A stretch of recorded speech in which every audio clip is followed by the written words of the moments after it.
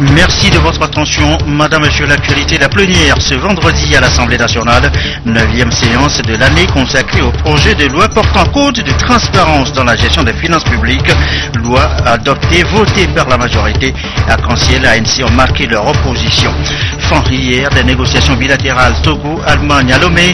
On note une augmentation de 50% de l'aide au développement au Togo allouée par l'Allemagne. Les précisions tout à l'heure dans cette édition. Enfin, le débarquement en Normandie des Alliés en 1934 pour libérer la France. 70 ans après, eh bien la France se souvient toujours. Ce débarquement a été commémoré ce 6 juin 2014. L'histoire de la Grande Guerre revisitée tout à l'heure dans cette édition. Voilà, madame, monsieur, le sommaire, bienvenue. Voici le journal.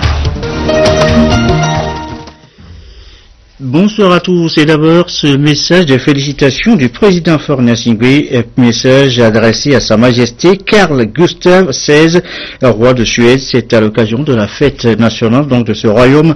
Il m'est particulièrement agréable de vous adresser, écrit le président Faure Gnassingbé, au nom du peuple togolais, de son gouvernement et à mon nom propre, nos très vives et chaleureuses félicitations et de vous renouveler par ailleurs en ces moments de grande allégresse mes ardents vœux de santé, de bonheur pour vous-même et pour la famille royale, ainsi que ceux de paix et de prospérité continue pour le peuple suédois, tout en me félicitant de l'excellente qualité des liens d'amitié et de coopération qui existent entre le royaume de Suède et le Togo. Je vous prie d'agréer, Majesté, les assurances de ma très haute considération, écrit le président Faure Gnassingbé. L'actualité ce vendredi, elle reste encore marquée par le grand rapport annuel des forces armées togolaises. Il a été présenté hier au chef de l'État, chef des armées, en note au-delà du lieu des innovations majeures et surtout un mot, ce mot, la refondation de l'armée togolaise face aux défis de l'heure. Une refondation décidée par le chef des armées. Retour sur ce grand rapport en résumé avec Joseph Amégan.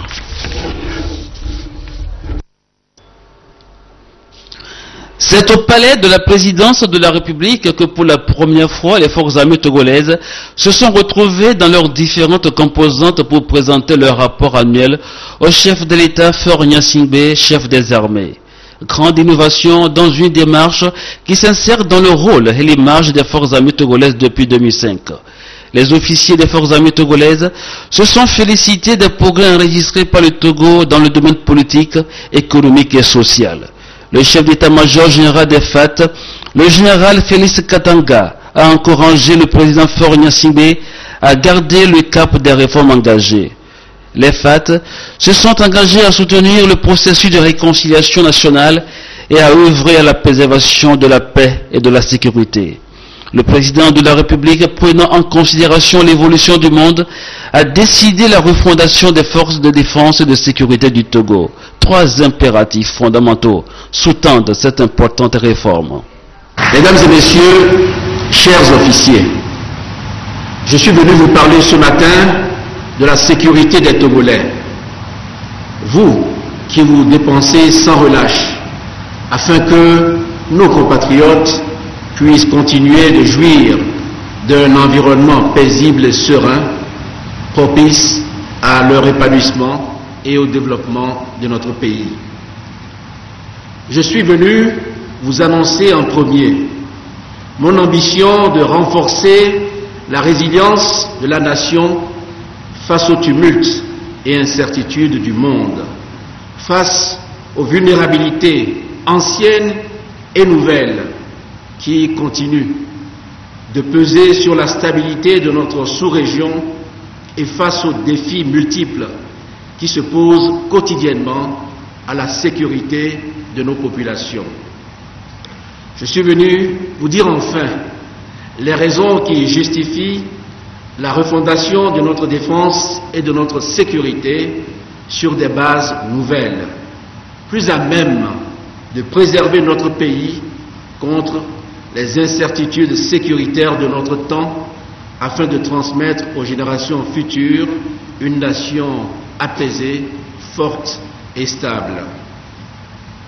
La présence parmi nous de nos grands anciens, qui manifestent ainsi l'intérêt qu'ils continuent de porter à la sécurité de notre pays, m'offre également l'opportunité de saluer l'action et la mémoire de tous ceux qui, illustres ou anonymes, ont servi avec loyauté et dévouement les armes de notre pays et contribué à façonner le destin singulier des forces armées togolaises.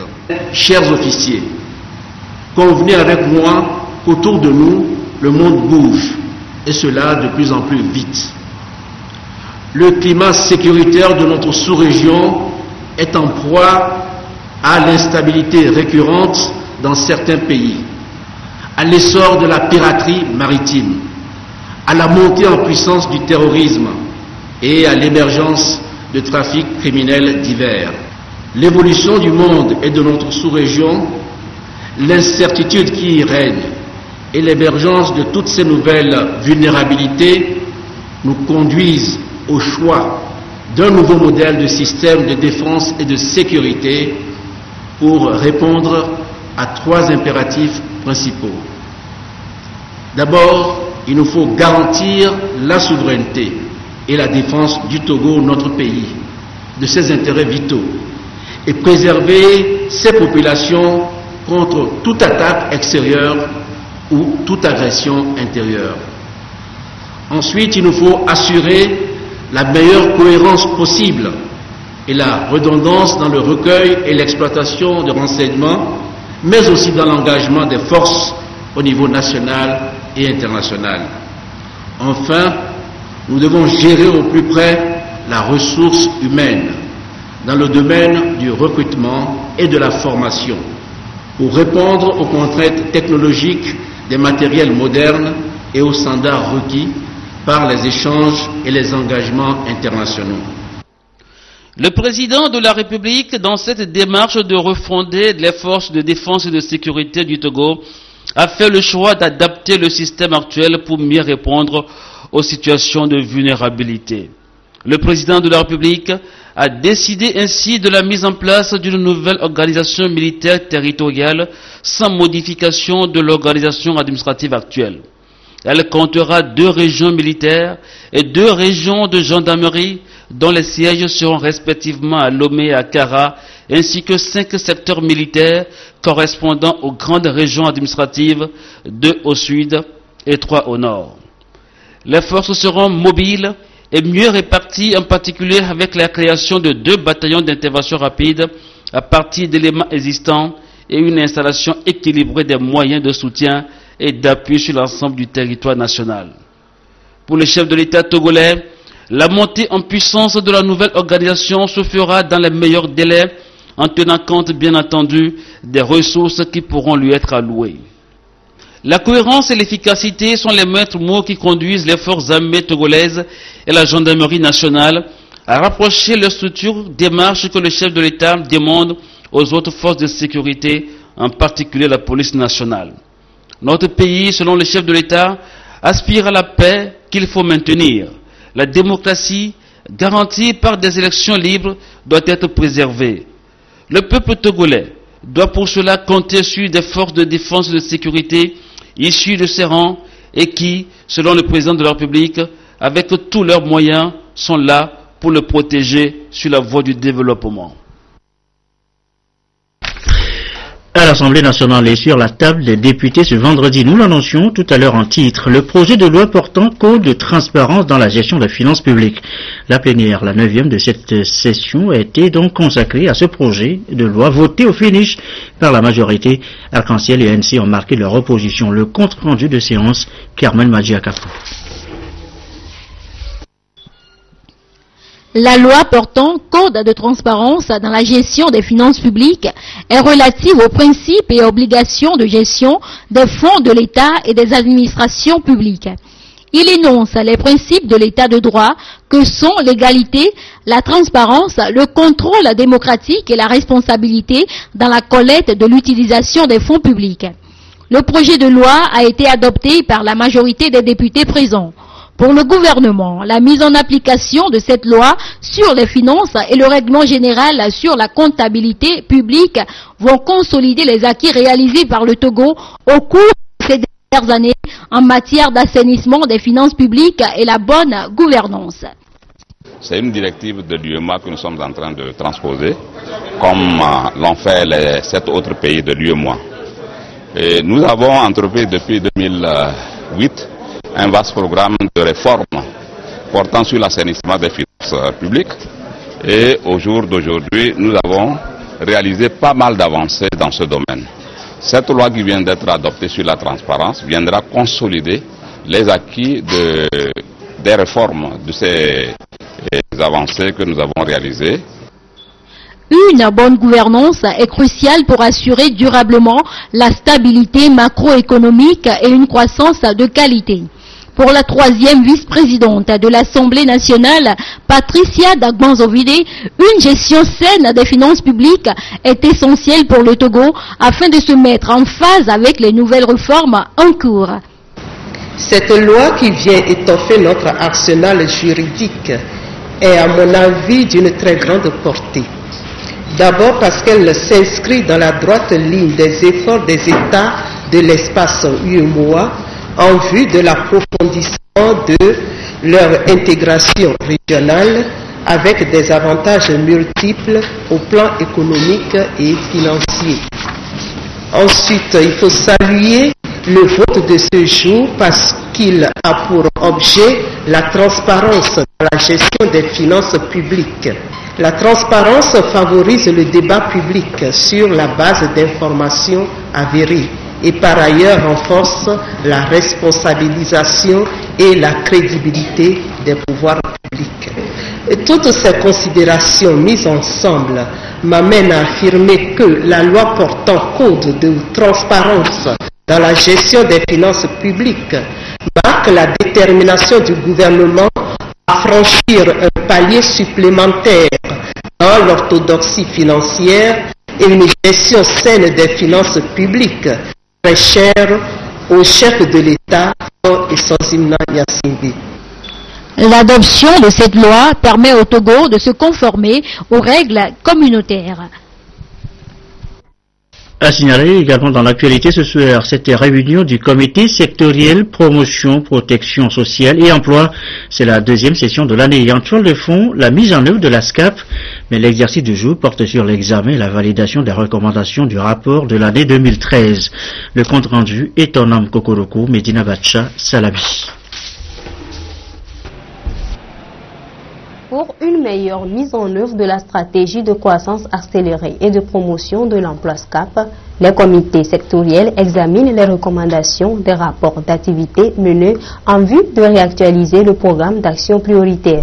C'est cet exercice qui a réuni le comité sectoriel promotion, protection sociale et emploi pour la deuxième session 2014. Les recommandations portent essentiellement sur les axes 3 et 5. Dans la recommandation relative par exemple à l'assurance de santé, c'est de travailler pour que rapidement dans les années à venir, on puisse, au-delà des fonctionnaires qui sont actuellement couverts par le risque maladie, on puisse étendre cette couverture aux populations les plus nécessiteuses au niveau des départements ministériels. Quand vous prenez les postes de direction et autres, les femmes sont toujours faiblement représentées. Donc dans ce sens, il a été recommandé de mettre en place des cellules pour la promotion du genre. À terme, le comité devra valider la matrice des recommandations et le plan d'action prioritaire du secteur pour la période allant de 2014 à 2016. Étant donné l'importance du plan d'action prioritaire de nos secteurs pour l'efficacité des actions en faveur du bien-être des populations, je suis convaincu que les travaux de qualité que vous avez engagés nous permettront, au sortir de cette séance de travail, nous ayons un plan d'action prioritaire de qualité et une version améliorée des recommandations qui vont nous permettre d'orienter avec efficacité l'allocation des ressources nationales et internationales ainsi que l'investissement de nos efforts collectifs. Ce comité sectoriel est constitué des ministères du Travail, de l'Action sociale et de la Jeunesse et des Sports. Les travaux ont bénéficié de l'appui financier de l'Union européenne et mis en œuvre par le PNUD et le ministère de la Planification. Autre titre de l'actualité, la suite et la fin des négociations bilatérales entre le Togo et l'Allemagne. Que retient-on concrètement de ces négociations? Notez tout simplement que pour les 2 prochaines années, l'Allemagne augmente son aide pour le Togo de 50%. Les précisions étonnantes Kokodoko, Clarisse Saticlé. Les négociations intergouvernementales étendues sur 2 jours ont permis de passer en revue la coopération bilatérale entre le Togo et l'Allemagne et également de relever les efforts faits par le Togo pour son développement, ce qui motive l'Allemagne à augmenter l'enveloppe de l'aide au Togo de 50%, soit de 40 millions d'euros estimés à 26,2 milliards de francs CFA afin de lui permettre de poursuivre ses projets de développement. Cette décision issue des négociations a été corroborée par la signature du procès verbal de la rencontre. L'Allemagne va continuer la coopération avec le Togo, pas seulement continuer mais étendre et intensifier considérablement. L'Allemagne a déjà soutenu financièrement le Togo avec près de 500 millions d'euros et depuis la de la coopération en 2011, les 2 pays mettent tout en œuvre pour qu'elle se renforce davantage. Je vois ce qui s'est passé autour de la coopération, surtout l'intensification des visites mutuelles, les visites ici, mais aussi en Allemagne. Je ne peux plus constater une intensification spectaculaire de relations entre nos 2 pays qui sont liées par une longue histoire d'amitié particulière et de la coopération. Dans le cadre de l'augmentation de cette enveloppe, 3 pôles prioritaires prenant en compte des programmes conjoints ont été identifiés. Il s'agit de la formation technique professionnelle et l'emploi des jeunes, du développement rural y compris l'agriculture, de la bonne gouvernance et de la décentralisation. Tous ces programmes cadrent parfaitement avec les objectifs de développement du Togo définis par la SCAP. Pour tous ces efforts qui nous permettent d'oublier définitivement les années peu reluisantes de notre coopération, je voudrais exprimer la profonde reconnaissance du gouvernement et du peuple togolais au gouvernement et au peuple de la République fédérale d'Allemagne. Cette augmentation de l'aide de l'Allemagne au Togo s'étend sur la période 2015-2016, mais dans une approche décentralisée. Les actions seront concentrées sur les villes de Thiévié, Palimé et Sokodé, avec une perspective d'extension plus tard à d'autres villes. Et toutes nos excuses pour la qualité quelque peu défectueuse du son de cet élément. Notez par ailleurs que le forum consultatif sur le commerce au Togo a pris fin ce vendredi, un forum ouvert hier. 2 jours de réflexion pour faire de ce secteur une des locomotives du développement national. On note surtout l'appel à promouvoir les politiques commerciales. Nous retrouvons Clarisse Atikle. Toutes les difficultés rencontrées par les commerçants ou tout autre acteur du secteur dans l'exercice de leurs activités sont mises sur la table des discussions.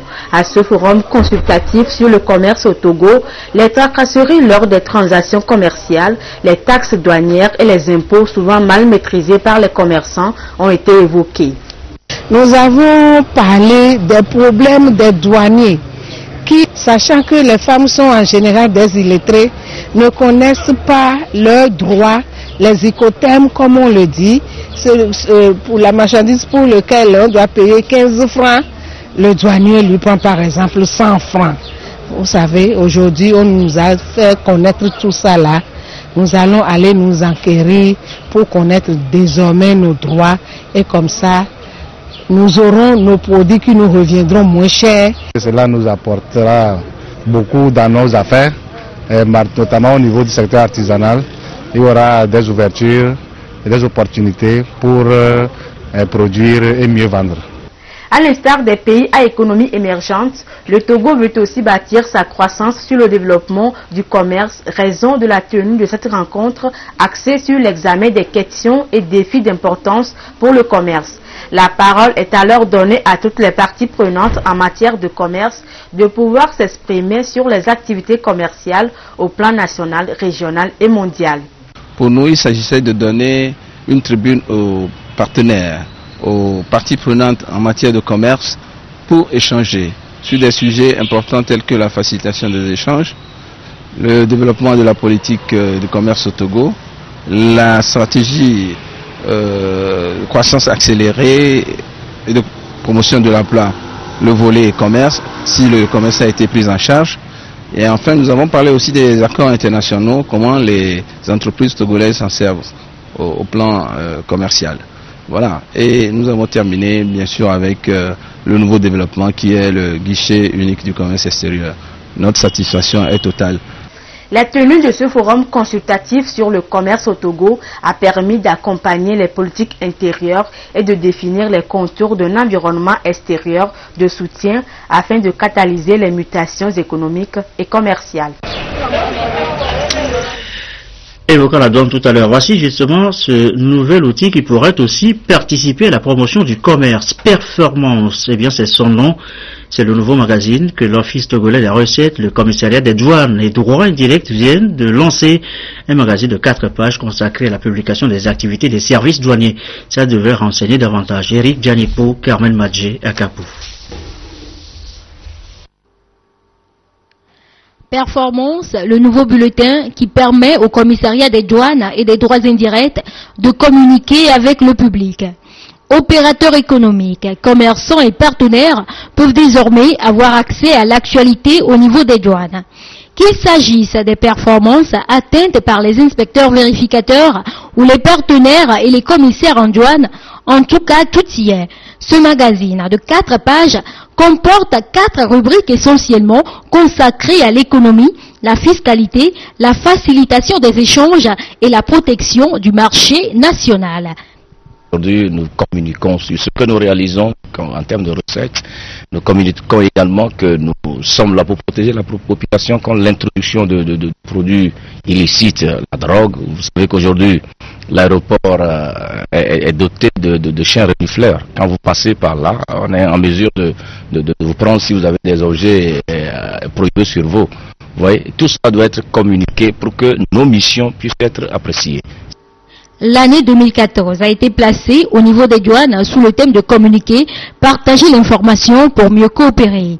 Et pour mettre en œuvre les objectifs du projet Performance initié en avril 2010 par la Banque mondiale, il est impérieux pour les douanes de communiquer assez pour être en phase avec les réformes en cours au niveau des régies financières du Togo. Le projet Performance est un projet qui a été initié par l'Organisation mondiale des douanes pour mesurer de façon chiffrée les performances réalisées par nos administrations douanières en se basant sur un certain nombre d'indicateurs.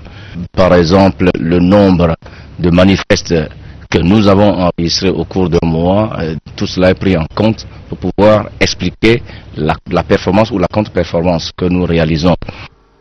Le magazine Performance est donc un trimestriel d'information qui est à son numéro 0.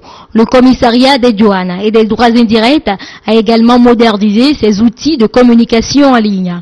Un nouveau site web est ainsi créé pour une meilleure visibilité du projet Performance. Ce portail est accessible sur le www.douane.tg. Cette cérémonie a été l'occasion de récompenser les meilleurs inspecteurs vérificateurs et les meilleurs partenaires des douanes. On en vient maintenant à la santé. D'abord, le tabac, toujours considéré, vous le savez, comme nocif à la santé. 8 millions d'individus pourraient en mourir d'ici à 2030 si rien n'est fait pour réduire, voire décourager la consommation. Alors on a pensé aux taxes sur le tabac. Il faut les augmenter, dit l'Alliance pour le contrôle du tabac en Afrique. C'était le 30 mai dernier, la journée de lutte contre le tabac. Élisée Kodo. Le tabagisme fait près de 6 millions de morts chaque année, dont plus de 600 000 fumeurs. Au Togo, selon une enquête en 2011, 53,8% d'hommes et 29,2% de femmes consomment de façon quotidienne du tabac directement ou indirectement. Une situation préoccupante que l'UEMOA, la CEDEAO et l'OMS veulent réglementer en augmentant les taxes sur le tabac, ce qui permettra d'une part à réduire la consommation des groupes à faible revenu et d'autre part, ces hausses de taxes vont générer une augmentation des recettes publiques issues de la fiscalité sur le tabac. L'augmentation de la taxe a pour premier but de décourager les populations qui sont dans les milieux défavorables pour que ces personnes ne soient pas exposées aux dangers du tabac. Actuellement, les techniciens ont fini la réflexion et donc la balle est maintenant dans le camp des politiques pour que ce que nous avons eu à adopter au niveau de l'UEMOA soit maintenant applicable d'ici peu. Plusieurs efforts sont accomplis par le Togo dans la lutte contre le tabac. Le leadership que le Togo est en train de faire aujourd'hui, c'est d'amener tous les autres pays de l'espace à atteindre les 45%. Et aussi voir, surtout, comme nous sommes appelés à augmenter les taxes du tabac, voir comment est-ce qu'on pourra augmenter ces taxes, si possible à 100%, parce que les pays l'ont fait. Et lorsqu'on arrive, c'est la population qui gagne. Parce qu'en augmentant les taxes, on réduit l'accessibilité des produits du tabac et on sauve des vies humaines. Des avertissements sanitaires seront inscrits sur les paquets de cigarettes à partir du 1er juillet prochain. Il est 20h25. Direction maintenant la cour d'assises de Lomé. L'unique séance de l'année se poursuit sur place. Hier jeudi, devant la juge, le dossier Gaston Vidada, du nom de cet ancien militant obus et président de l'Union des forces de l'avenir. Une affaire d'homicide volontaire, de violence volontaire, de vol qualifié, de groupement de malfaiteurs. Pas de jugement rendu. L'affaire est mise en délibéré jusqu'au 30 juin prochain. Les précisions de Prudence Issou. Après 10 heures d'audience ce jeudi, la Cour n'a pas rendu le délibéré de cette affaire d'homicide volontaire, de violence volontaire, de vol qualifié et de groupement de malfaiteurs. Un dossier relatif au meurtre de Gaston Vidada, ancien membre de l'OBU d'Agbomekojo et président de l'Union des forces de l'avenir, assassiné à son domicile dans la nuit du 25 au 26 mai 2011. Ces accusés ont reconnu les faits qui leur sont reprochés, mais devraient attendre 25 jours pour connaître leur sort. La Cour en a ainsi décidé et a renvoyé l'audience sur le 30 juin prochain. Motif, l'indisponibilité de l'un des avocats de la défense, Maître Zeu Sajavon, pour raison de santé. Son client, Korodi Ahoroku, entendait être jugé en présence de son avocat. C'est une situation qui ne compromet en rien l'issue de cette affaire, estime la défense. Ces 5 accusés étaient déjà connus pour être des spécialistes de cambriolage, de braquage en série dans les quartiers d'Adidogome et d'Agonivé. Il devait être 6 à comparaître, mais le 6e, Joe Obeng, dit Joe Blackie, interpellé au Ghana, n'a pas encore été extradé. Sur les 4 opérations menées en un mois, ils ont mis fin à la vie de 4 personnes. Georges Gbeka, Edem Gbeka, Paulin Blaudekessi et Gaston Vidada. En attendant le 30 juin, jour de leur prochaine comparution, ces accusés ont été ramenés dans les geôles pour continuer de méditer sur leur sort. Dans le reste de l'actualité, la prolifération des armes de destruction massive en Afrique, préoccupation majeure du Centre des Nations Unies pour le désarmement. Il a réuni hier les experts concernés par la question. Nous reviendrons sur le sujet dans nos prochaines éditions.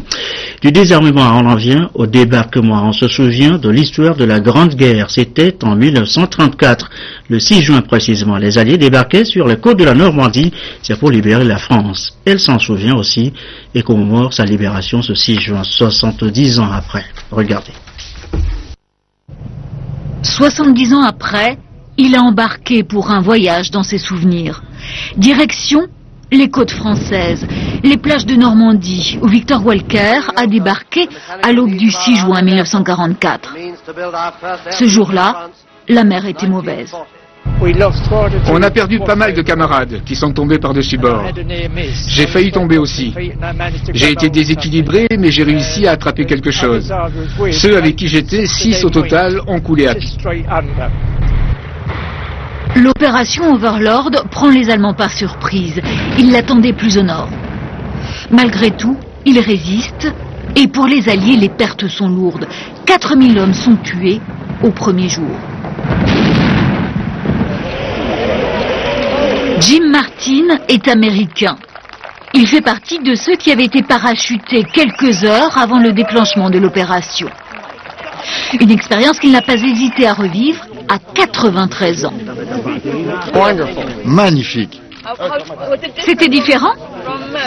C'est sûr. Cette fois, personne ne m'a tiré dessus. C'était beaucoup mieux. 150 000 hommes ont débarqué le jour J, en majorité des Américains, des Britanniques et des Canadiens. 70 ans après, ils ne sont plus que quelques milliers à pouvoir encore témoigner. C'est le 70e anniversaire. C'est encore plus émouvant que d'habitude et en même temps, c'est la même chose. On pense toujours aux camarades qu'on a perdus ici et dans les environs. On apprécie le moment tout simplement. Il y a des larmes dans mes yeux, vous pouvez les voir. Elles sont toujours là, pour mes amis. Anonyme, officiel, l'hommage est unanime pour célébrer ceux qui ont changé le cours de l'histoire. Et on va refermer cette édition sur cette opération de reboisement initiée par le ministre des Travaux publics, Nissa Ognofam, qui a lancé donc cette opération avec la collaboration des entreprises ayant exécuté les travaux de nos nouvelles routes. Le temps donc donné, des plans ont été mis en terre sur aux abords de l'avenue La Nouvelle Présidence et d'autres avenues. On regarde le sujet de Solange Koulou et de Erlor Kidiouf. Les nouvelles routes de la capitale ont été reboisées ce jour par le ministère des Travaux publics. Le ministre Nissa Ognofam et ses collaborateurs ont donc lancé une grande campagne de reboisement sur les nouvelles voies à la place des arbres abattus pour la construction des routes. Le ministère, en collaboration avec les entreprises, a choisi des plants adaptés qui ne vont pas dégrader la route. Les autres plantes, quand on les plante, les racines vont en profondeur et des fois dégradent la route au fil des années. Mais cette essence a cette particularité, les racines ne se propagent pas pour détruire la route. Des milliers de kilomètres de voies seront reboisées, aussi bien à Lomé qu'à l'intérieur du pays, pour ainsi contribuer à la conservation du couvert végétal. Nous venons de donner le coup d'envoi de cette opération qui va consister à la mise en terre de 2000 plants. Alors, la question qu'on va me poser, c'est de savoir comment on va pouvoir entretenir, parce qu'une chose est de planter et l'autre chose, la plus importante d'ailleurs, c'est le suivi pour que l'entretien, pour que l'arbre puisse grandir. Alors, nous avons signé un contrat avec des jeunes qui, pour une période donnée, 1 an, pour pouvoir suivre l'entretien et nous allons veiller à ce qu'aucun arbre ne disparaisse. L'opération a été lancée sur l'avenue de la Nouvelle Présidence. La mise en terre des plants s'est poursuivie sur le boulevard d'Agbalpé-Dogan avec le groupe Seco BTP et sur l'avenue Maman Danita avec l'entreprise GER. L'avenue de la Libération a été prise d'assaut par le groupe Satom et le reboisement du grand contournement est assuré par l'entreprise chinoise des travaux publics. Communiqué avant de refermer cette édition suite à une réunion tenue le 5 juin 2014 avec le collège des délégués généraux de l'Université de Lomé.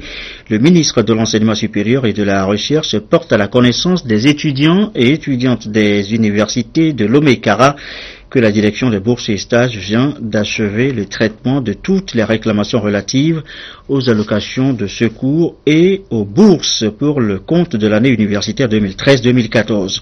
Par conséquent, toutes les dispositions sont prises pour le paiement des bourses et allocations de secours dans les prochains jours. Par ailleurs, il tient à féliciter toute la communauté universitaire de Lomé et de Kara et particulièrement les étudiantes et étudiants pour la bonne marche des activités académiques et pédagogiques et les exhorte à continuer de préserver chacun en ce qui le concerne le climat de paix et de sérénité sur le campus dans le souci d'un aboutissement heureux de l'année universitaire.